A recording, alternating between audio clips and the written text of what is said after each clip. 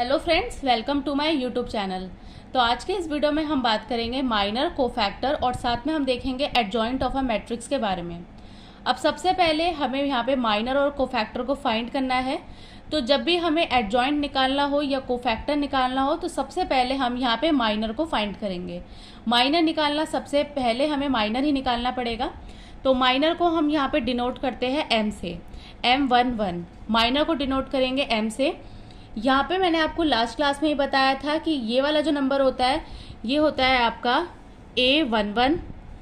यहाँ पे आता है आपका A12, A13, इसको बोलते हैं A21, A22, A23, A31, A32, A33।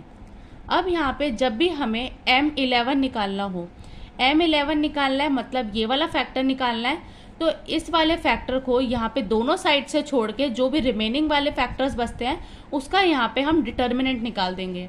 तो यहाँ पे इस फैक्टर को यहाँ से और इस साइड से यहाँ पे छोड़ के जो भी वैल्यू बनती है उसको यहाँ पे हम डिटर्मिनेंट के अंदर लिख देंगे। तो ये आता है आपका M11। माइनर को हम इस तरीके से यहाँ पे निकालेंगे।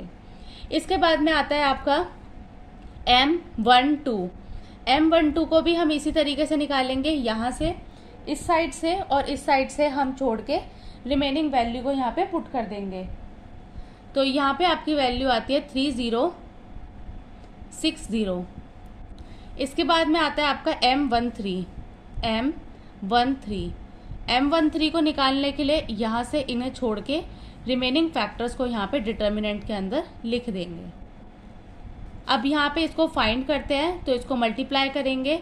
0 - 6 that is -6, 0 - 0 that is 0, -3, 3 × 1 that is 3, -0 तो ये आ जाएगा आपका 3।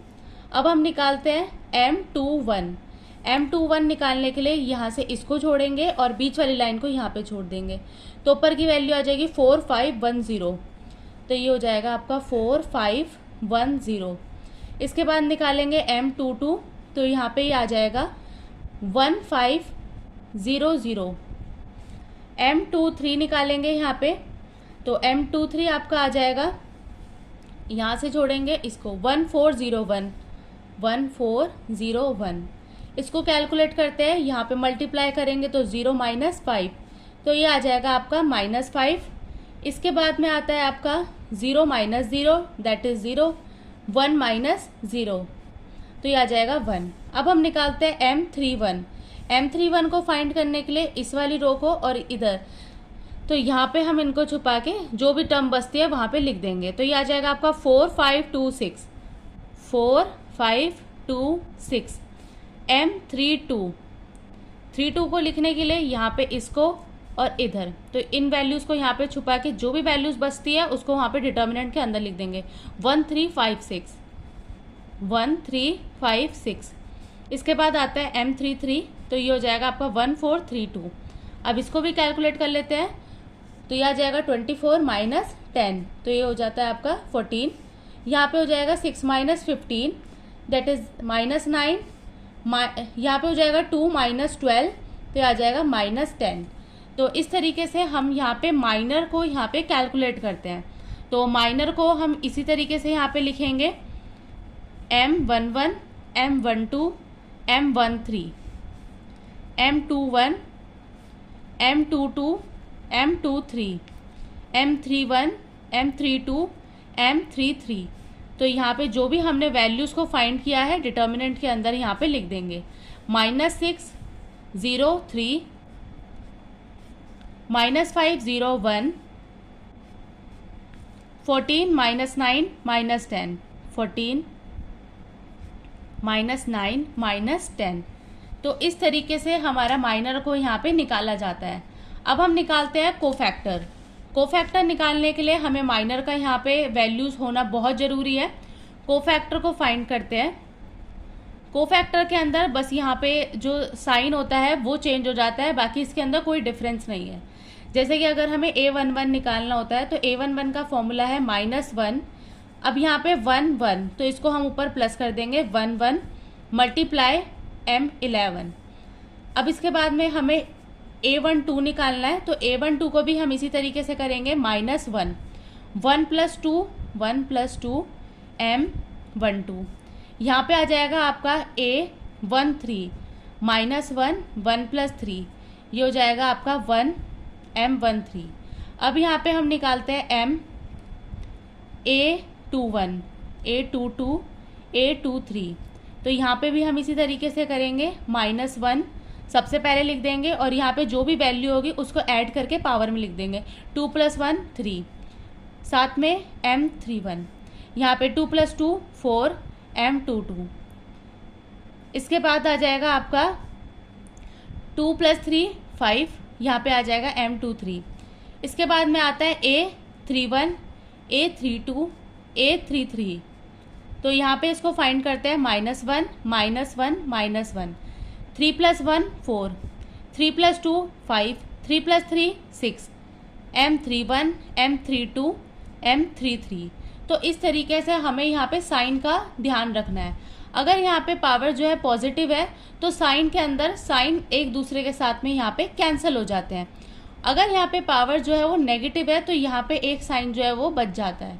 तो यहाँ पे इसके साथ में यहाँ पे आपका आ जाएगा माइनस साइन, तो यहाँ पे आपका माइनस साइन आएगा। ये आपका पॉजिटिव है तो ये पॉजिटिव रह जाएगा। यहाँ पे आपका माइनस साइन आएगा और एक इधर आएगा आपका माइनस साइन और एक 5 के साथ में माइनस आएगा। तो अब हम यहाँ पे कोफैक्टर को लिखते हैं, कोफैक्टर्स। कोफैक्टर को निकालने के लिए ये जो भी हमारे डिटर्मिनेंट्स थे यहाँ पे हम इनकी वैल्यूज लिख लेते हैं। M11 के अंदर कोई भी चेंज नहीं है तो एज इट इज लिख लेंगे। M12 के अंदर माइनस लगेगा बट 0 के साथ में माइनस को मल्टीप्लाई करते हैं तो वो 0 ही रहता है। M13 as it is. M21 के साथ में माइनस लगेगा तो माइनस क्वेश्चन में भी है तो यहाँ पे ये पॉजिटिव हो जाएगा। M22 as it is. M23 के अंदर आ जाएगा आपका माइनस। इसके बाद में आता है आपका 14 के साथ में यहाँ पे आपका पॉजिटिव आएगा। इसके बाद में यहाँ पे आपका माइनस है, माइनस को मल्टीप्लाई करेंगे तो कैंसिल हो जाएगा। यहाँ पे हमें एज इट इज लिखना है। तो इस तरीके से हमें कोफैक्टर को फाइंड करना था। अब यहाँ पे कोफैक्टर का हम लिखते हैं एडजॉइंट।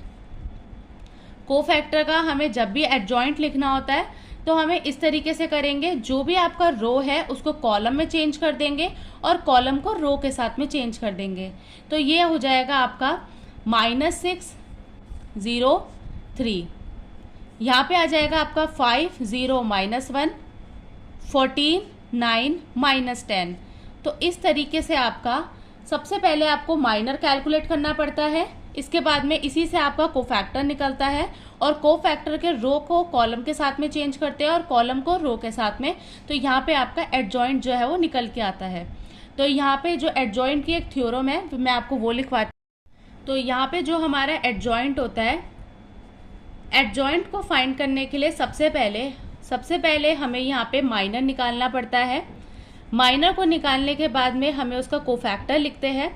कोफैक्टर के बाद में हमारा यहाँ पे उस मैट्रिक्स का, कोफैक्टर मैट्रिक्स का यहाँ पे ट्रांसपोज करना पड़ता है। तो यहाँ पे हमारा एडजॉइंट जो है वो निकल कर आता है।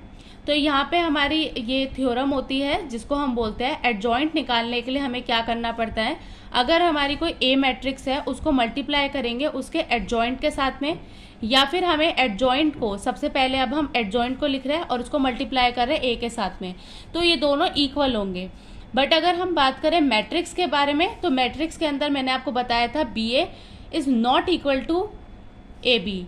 BA के साथ में इक्वल नहीं होगा। अगर आपको क्वेश्चन में बोलता है कि आपको BA फाइंड करना है तो पहले आपको B लिखना पड़ेगा और उसके बाद में A। बट एडजॉइंट के केस में यहाँ पे आप एडजॉइंट को पहले लिख सकते हैं या फिर बाद में, इसके अंदर कोई भी चेंजेस नहीं आता और आंसर सेम रहता है। इसके बाद में ये आपका इक्वल आएगा अपने डिटर्मिनेंट के मल्टीप्लाई I3।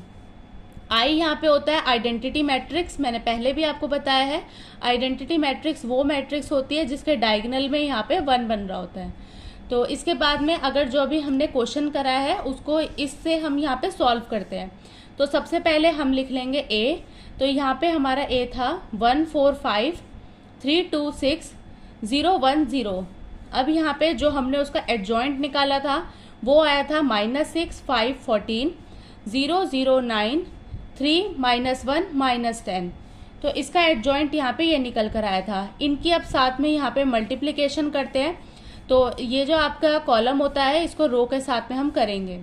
तो यहाँ पे आता है 1 मल्टीप्लाई -6 -6, 4 इंटू 0 0, 5 इंटू 3 15। इसके बाद में आएगा 5, 4 इंटू 0 0, 5 माइनस, ये हो जाएगा आपका -5। यहाँ पे आ जाएगा आपका -5। इसके बाद में है आपका 14 प्लस 36 माइनस 50। यहाँ पे आ जाएगा आपका -18 प्लस 0 प्लस 18, 15 प्लस 0 -6, 42 प्लस 18 -60। इसके बाद में यहाँ पे लास्ट वाली है 0 multiply 0 0, 0 and 0, 0 multiply 5 0, 1 multiply 0 0, 0 multiply -1 0, 0 multiply 14 0, 1 multiply 9, तो ये आ जाएगा आपका 9, और 0 मल्टीप्लाई -10 डेट इज 0। अब यहाँ पे इनको हम माइनस करते हैं, तो ये आ जाएगा आपका 9, +5 से -5 कैंसिल हो गया 0। यहाँ पे हम करते हैं तो ये 36 प्लस 14 होता है आपका 50, 50 माइनस 50 0, 18 -18 को 18 के साथ में करेंगे तो आ जाएगा आपका 0, 15 माइनस 6 तो ये आ जाएगा आपका 9, 42 प्लस 18 ये होता है आपका 60, 60 माइनस 60 0, यहाँ आ जाएगा आपका 9 0 0। तो ये आपकी आइडेंटिटी मैट्रिक्स बन गई। तो यहाँ पे आपको अगर हम 9 को बाहर कॉमन ले लें तो ये अंदर बच जाएगा 1 0 0 0 1 0 0 0 1। तो इस तरीके से आपका ये जो मैट्रिक्स है यहाँ पे आइडेंटिटी मैट्रिक्स इसने फॉर्म कर लिया। तो यहाँ पे हम बोल सकते हैं कि जो आपका डिटर्मिनेंट ऑफ ए था उसके साथ में आपका आइडेंटिटी की पावर 3। तो इस तरीके से ये जो है हमने यहाँ पे प्रूफ इसका करके दिखाया है। तो आज की वीडियो में बस इतना ही। आज की वीडियो में हमने माइनर, कोफैक्टर और डिटर्मिनेंट्स, यहाँ पे हमने एडजॉइंट, ट्रांसपोज, ये सब यहाँ पे कंप्लीट कर लिया। इसके बाद में नेक्स्ट वीडियो के अंदर हम इन्वर्स ऑफ एडजॉइंट देखेंगे, और इन्वर्स ऑफ डिटर्मिनेंट करने के लिए आपको अब तक का यह सारा रिवाइज करना पड़ेगा। आज की वीडियो में बस इतना ही। अगर आपको मेरी वीडियो अच्छी लगी हो तो प्लीज़ लाइक करें, चैनल पे नए हो तो आप सब्सक्राइब करें और आप मेरी वीडियो को ज़्यादा से ज़्यादा शेयर करें। Thank you so much for watching.